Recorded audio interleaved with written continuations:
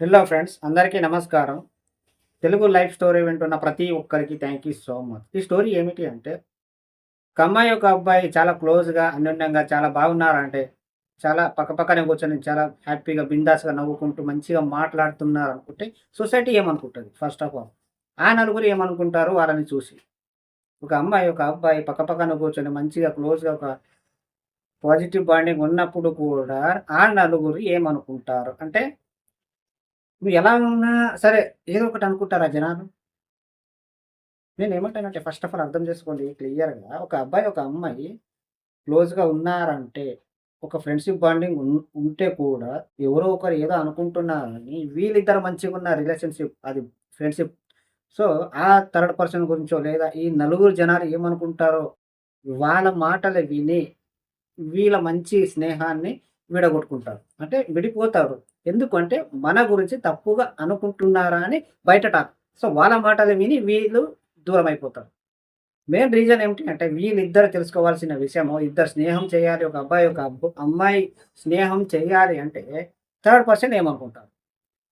First clarity అనేది ఒక స్నేహం చేసేటప్పుడు మీకంటూ ఒక క్లారిటీ లేకపోతే ఆ నలుగురు ఏదైనా అనుకుంటారు. ఆ నలుగురికి చూసి నువ్వు భయపడుతూ ఉంటే నీ జీవితంలో ఎక్కడికి ఎళ్ళలేవు. అక్కడే ఉంటావు.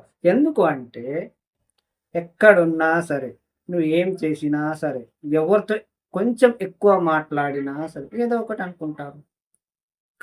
నలుగురు ఏమనుకుంటున్నారు? వాళ్ళు మీ గురించి ఏం మాట్లాడుకుంటున్నారు అనేది పక్కన పెడితే, మీరు స్నేహం గదా! మీరిద్దరు బెస్ట్ ఫ్రెండ్ గదా!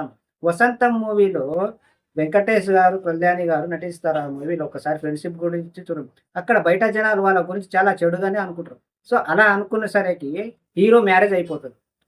అందులో హీరో చూసినట్టు వాళ్ళ వైఫు వాళ్ళ ఫ్రెండ్‌కి చూడదనమాట.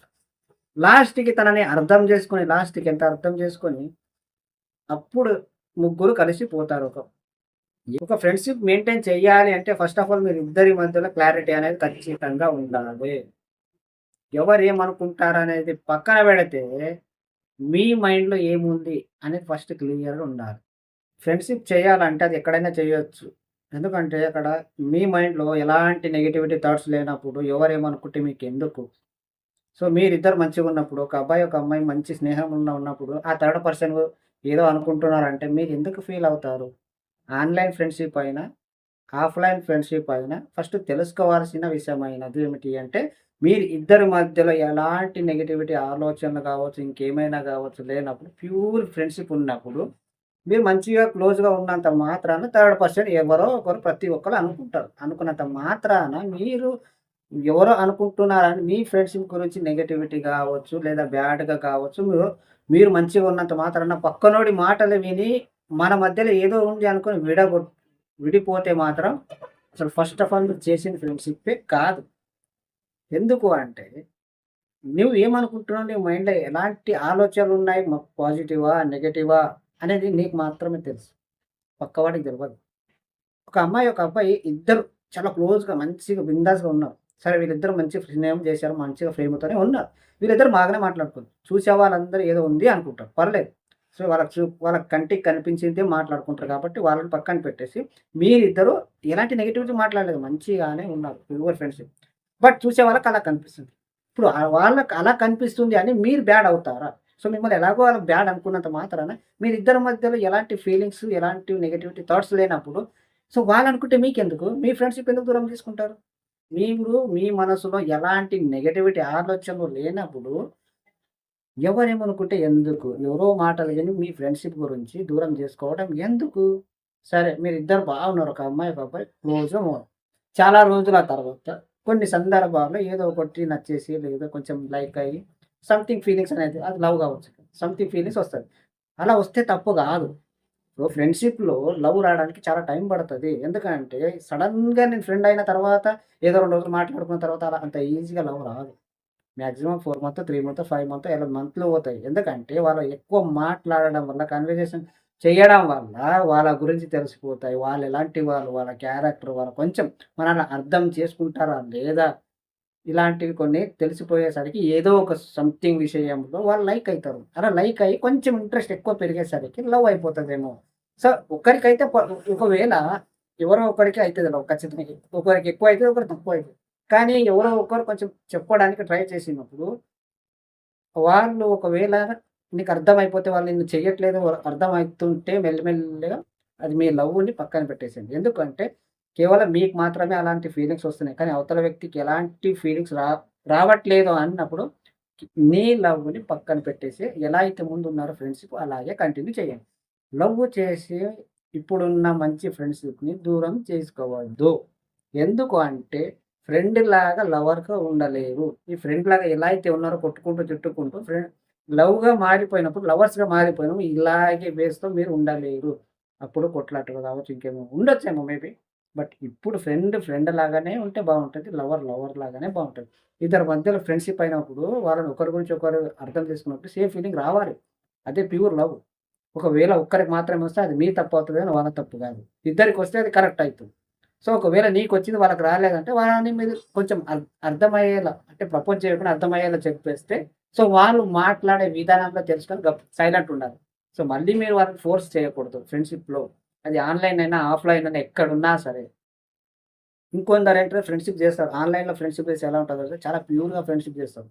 ఫేస్‌లు చూడకుండా ఫ్రెండ్‌షిప్ చేస్తారు. కానీ ఆన్‌లైన్‌లో ఫ్రెండ్‌షిప్ ఎలా ఉంటదంటే తల్లి ప్రేమ ఎలా ఉంటదో 9 నెలలు చూడకుండా ఎంత ప్రాణంగా ప్రేమిస్తూ ఉంటదో, ఎంత జాగ్రత్తగా కాపాడుకుంటదో, అలాగే ఆన్‌లైన్‌లో ఫ్రెండ్‌షిప్ కూడా కావచ్చు, లవ్ కూడా కావచ్చు, వాళ్ళని చూడకుండా ప్రేమించడంలో అలాంటి ఫీలింగ్సే వస్తాయి. ఒక తల్లి ఎలా అయితే చూడకుండా ఒక బిడ్డని కనేటప్పుడు ఎంత ప్రేమగా ప్రేమిస్తదో, ఆన్‌లైన్‌లో కూడా అలాగే ప్రేమిస్తారు. చూడకుండా ప్రేమించేది ఎలా ఉంటది, చూసిన తర్వాత ప్రేమించేది ఎలా ఉంటది చాలా డిఫరెంట్ ఉంటది.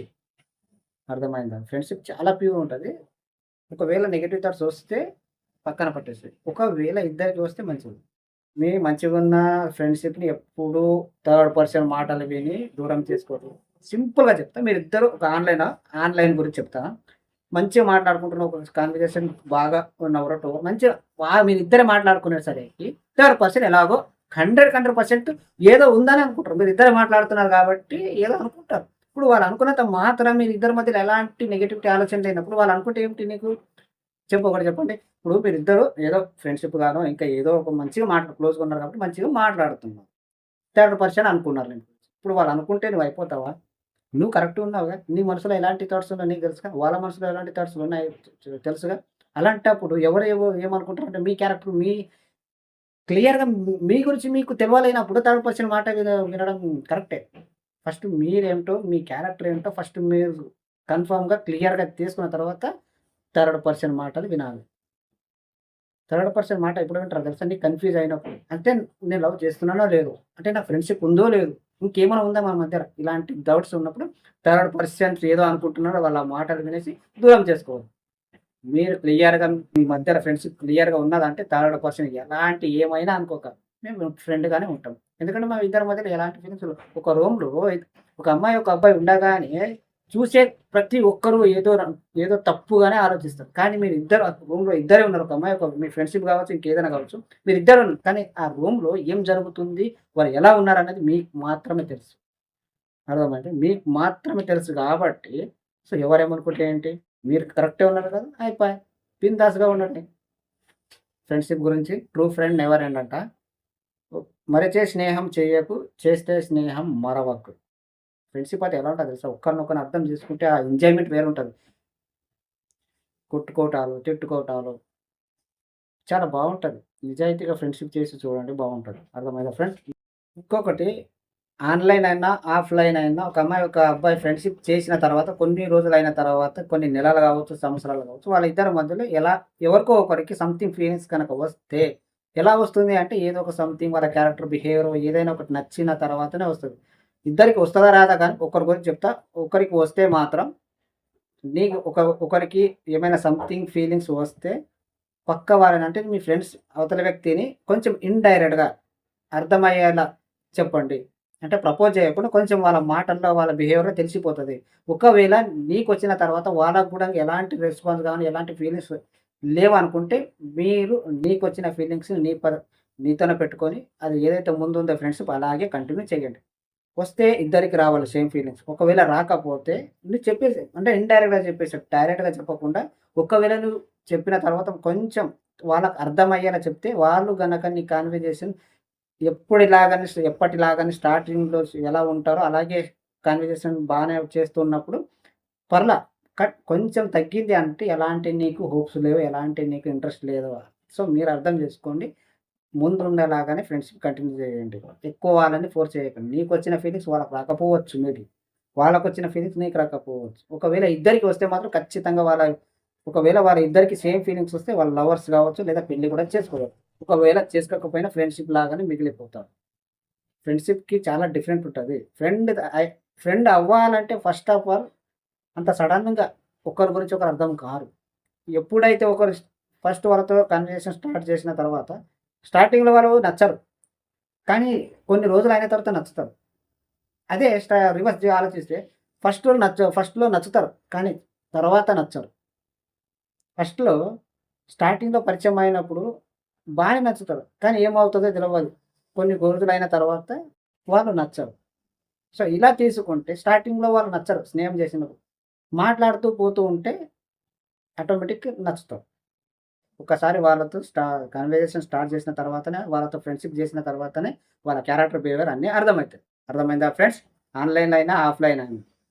ఇంకా క్లియర్‌గా చెప్పాలంటే మీరు మంచిగా క్లోజ్‌నెస్‌గా ఆన్‌లైన్‌లో మీరు మాట్లాడుకుంటే, లేదా ఆఫ్‌లైన్‌లో మాట్లాడుకుంటే, మీరు మంచిగా కమ్యూనికేషనే చేస్తున్నారు. మంచిగానే మాట్లాడుకుంటున్నారు. మీరు బయట ఎలా మాట్లాడుకుంటారో మామూలుగా అలాగే మాట్లాడుకుంటున్నారు. కానీ చూసే వాళ్ళకి కొంచెం నెగటివిటీగా కనిపిస్తది. ఏదో సంబంధం ఉంది అనేలాగా కనిపిస్తది. ఎందుకంటే మీరు ఎక్కువ వాళ్ళతోనే మాట్లాడుతున్నారు కాబట్టి. మీరేం తప్పుగా మాట్లాడట్లేదు. అయినా సరే వాళ్ళు తప్పుగానే అనుకుంటారు. ఎందుకంటే మీరు ఎక్కువ వాళ్ళతో క్లోజ్‌గా ఉన్నారు కాబట్టి. చాలా క్లోజ్‌గా ఉన్నప్పుడు థర్డ్ పర్సెంట్ ఏదైతే అనుకుంటారో, సమాజం ఏదైతే అనుకుంటదో, మీరు కరెక్ట్‌గా ఉన్నప్పుడు, మీ మనసులో ఎలాంటి ఫీలింగ్స్ రాంగ్‌గా లేనప్పుడు, ఎవరి మాట వినకండి. మీ ఫ్రెండ్స్‌ని దూరం చేసుకోకండి. అర్థమైందా ఫ్రెండ్స్? ఈ స్టోరీ పూర్తిగా విన్న ప్రతి ఒక్కరికి థాంక్ యూ సో మచ్. కృతజ్ఞతలు.